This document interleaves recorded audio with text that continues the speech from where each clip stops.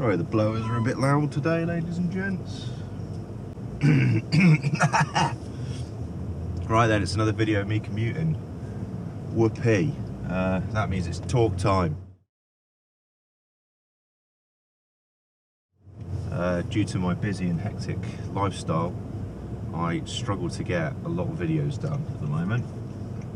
It's not just filming them, it's editing them and all that sort of stuff. So I thought I'd use my commuting time wisely and do a little update on the Rangy, because you probably haven't seen it on the channel for a little bit actually. Tasty. Yes. So yeah, the main reason you haven't seen the Range Rover on the channel for a while is it's just working.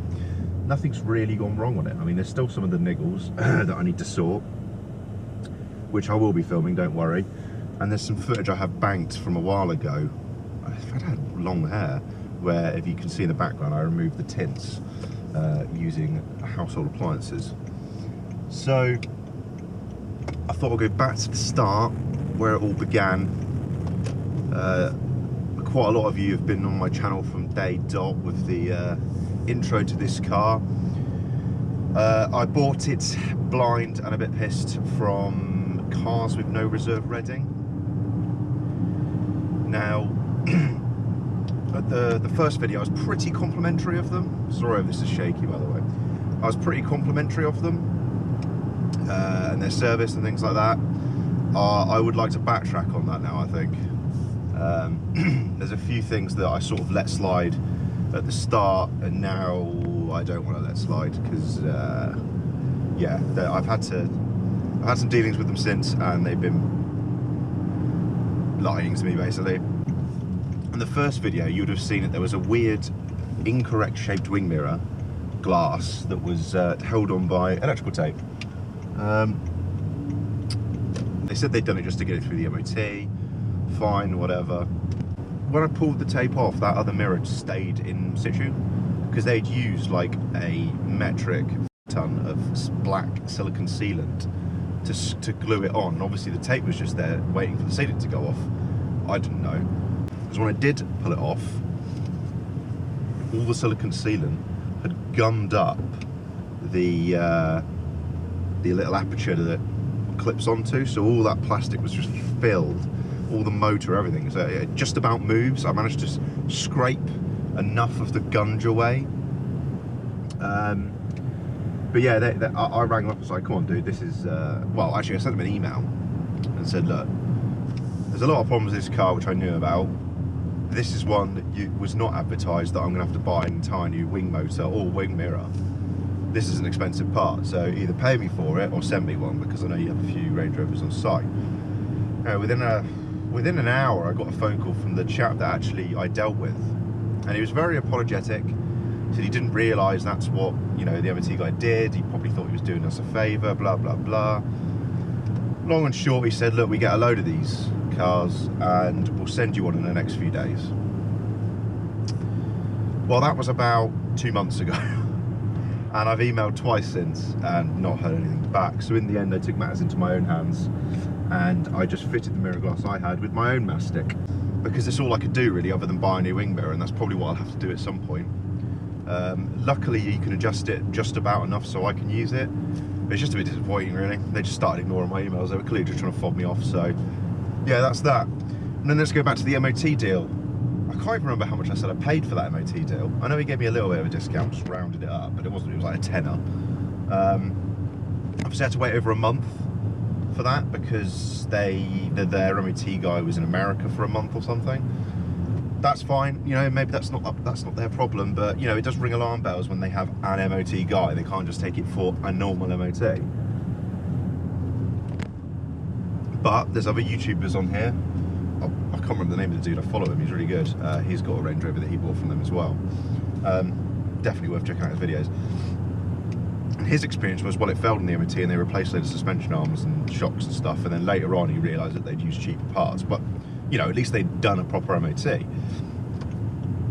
I am now fully convinced this did not have a proper MOT. For one thing, from what I can see in the MOT rules, a smashed rear light is a failure. Still got a smashed rear light. The actual MOT itself, it came back It had a repair immediately, which was a CV boot, and then it had an advisory for rusty brake lines. Now, that advisory was on the year before MOT, the CV boots one. I swear there's a receipt in it for that, and sure enough, in the history, about a day or a week after the MOT, the guy got that CV boot replaced. Oh, there must be an issue here then. But since then, obviously, I've checked it up, and that CV boot is almost new. Both of them are. So, front and rear, by the way, I've checked all of them. So I feel like he's just sort of had a quick glance underneath, slapped a wing mirror on, and then gone, yeah, Sonic, send it through, because this guy's been waiting a month. So, yeah, I feel like it's had a dodgy MOT. There are a few other things that would suggest that. I mean, when I went to test drive it, the engine management light came on. They said they'd sorted that. As soon as I drove away, it came back on. It comes on very instantly. So in order for that to pass, they literally have to keep clearing it at the MOT centre, which a normal MOT guy would send you away, or a legit one would anyway.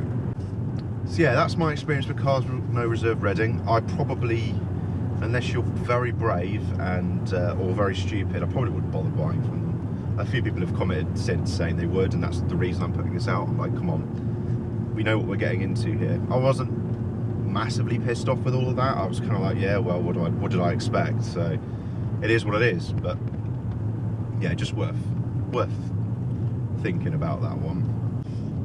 So what else with the car then? Well, as you know, I've done a full engine service, serviced both the diffs and serviced the gearbox. The car has actually never let me down, other than the sticky caliper. And technically, I mean, a lot of people would have just carried on driving with that, including myself normally, but I was a bit like, well, probably should just sort it, because it's an easy thing to fix, and it's be even harder to fix if I, you know, knacker the bearing or something like that. So that was the only thing that really put the car down for a day or two, or a week, and as it was. Other than that, all the faults have pretty much been caused by myself, or they've just been niggles that you can live with. So the engine management light does not affect the way the car runs at all. It's to do with that lambda sensor. It's like a 30-40 quid part. I keep forgetting to buy it. Now I've got the Audi, it's that's swallowing up a lot of cash, I'm afraid to say. At the moment, I'm hoping the spend on that will slow down at some point. So yeah, this has actually been actual wood, or fake wood, whatever it is. Now you can see it. It's actually been a very reliable car. And one other thing I'll say is, all the stuff I've done on it, it's actually been really enjoyable to work on. Now I have a bit of a little belt squeak when it's cold, so I'm probably going to do a belt change and some bearings, so that might change once I start diving into the engine a bit more. I know the spark plugs are a bit of a pain to reach, but everything else underneath has been an absolute joy, especially when you don't have to jack it up half the time. Everything's just come off nicely, it's not been too rusty. Yeah, pretty good. So as an ownership experience, it's been very pleasant. Obviously the fuel price crisis thing has not been so pleasant with a car that 20 mile per gallon on a run, and on my commute to work, as you can see, it's a lot of speeding up, stopping, slowing down, weird twisty routes. It's not the most economical route, it's doing about 18. So yeah, it's not been that enjoyable in that respect, but everything else has just been an absolute pleasure to own, really. Still work to do though, as I said, niggly bits. The heated seat, that'd be really nice if that could work. It'd be really nice if I could just get rid of this engine management light. And then there's that winding noise, which I'm still not sure where it is. It's probably the prop shaft bearing or something, or the front diff is on the way out, because there are some noises at low speed when you're pulling away and turning from the front. They're very faint though, so I'm kind of reluctant to spend a load of money on doing that yet, just because the car's working, and no, it might, like, I'll start unearthing more stuff and breaking it, and I'll put it out of action again, like I almost did with the gearbox. So there is that. Cosmetically, it needs a new rear light still. I've not got around to buying one of those. I still begrudge paying £80 for a patent part one. It's just ridiculous. But yeah, I mean, overall, I can't complain. So I'll end this video with some likes and dislikes on the car, because that's what everyone likes to see, don't they? So, likes. I love the ride. I'm very comfortable. I have a bad back, so having this has been really nice, and you really notice the difference when you hop into something like the A2 with its very hard Germanic upright seats. I like the way this thing looks. I like the black on black. I think it looks great, especially now I've done all my de-chavification of it. I think you know, with the clear glass, the nicer wheels, the original grills, you know, all the wood's come back, all that sort of stuff. I'm a big fan of that. And I love how capable this thing is off-road as well. I sort of was expecting it, but it still surprised me just how much grip it can have on what are essentially road tyres. Well, they are road tyres. They're all season tyres. They're not winters. They're not muds or anything like that. They're just all seasons. So I was particularly chuffed with that, actually.